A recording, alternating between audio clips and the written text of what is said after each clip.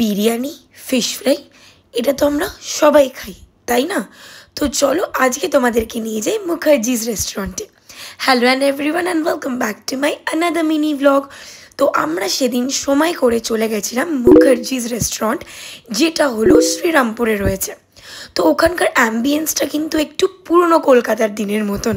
আমরা এখানকার review, YouTube videos দেখেই ডিসাইড করলাম যে আমরা আজকে এখানে গিয়ে কিন্তু বিরিয়ানি খাবো। আর বিরিয়ানি মানেই তো জানো আমার ইমোশন, আমার লাভ।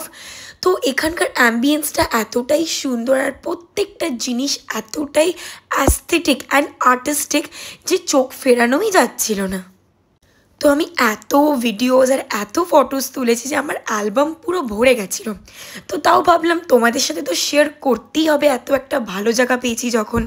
সিটিং অ্যারেঞ্জমেন্টটা জাস্ট দারুণ, আর মেনিউতে বলতে গেলে খুব হাবিজাবি জিনিস না, যেটুকু আছে একদম পারফেক্ট।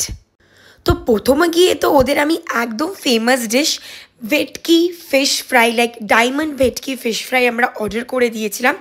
আর এটা যখন ভাঙলাম, এর ভেতরে কিন্তু পুরো মাছ ঠাসা রয়েছে, লেয়ারটা একদম পাতলা।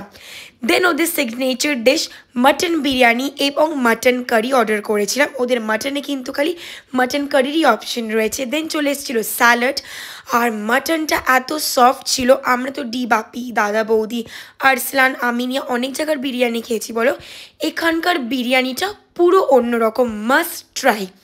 তারপরে নিয়ে নিচ্ছিলাম হলো ডেজার্টে আমরা ব্রাউনি উইথ আইসক্রিম। আর এই ব্রাউনি উইথ আইসক্রিমটা জাস্ট মুখে মেল্ট করার মতন ছিল, অসম ছিল। আর পিনাকি নিয়ে নিয়েছিল হলো একটা পিস্তাচিও ফিরনি, যেটাও ভালো ছিল। তো আজকের ভিডিওটা এই অবধি ছিল, তোমরা আমাকে অবশ্যই জানিও তোমাদের কেমন লাগলো। আর যদি না গিয়ে থাকো তো প্লিজ এখনই চলে যাও, তোমাদের নিশ্চয়ই ভালো লাগবে। তো আজকের ভিডিওটা এই অবধি ছিল, ভালো লাগলে লাইক কমেন্ট করো। তোমাদের সাথে আবার দেখা হবে। Till then, bye by.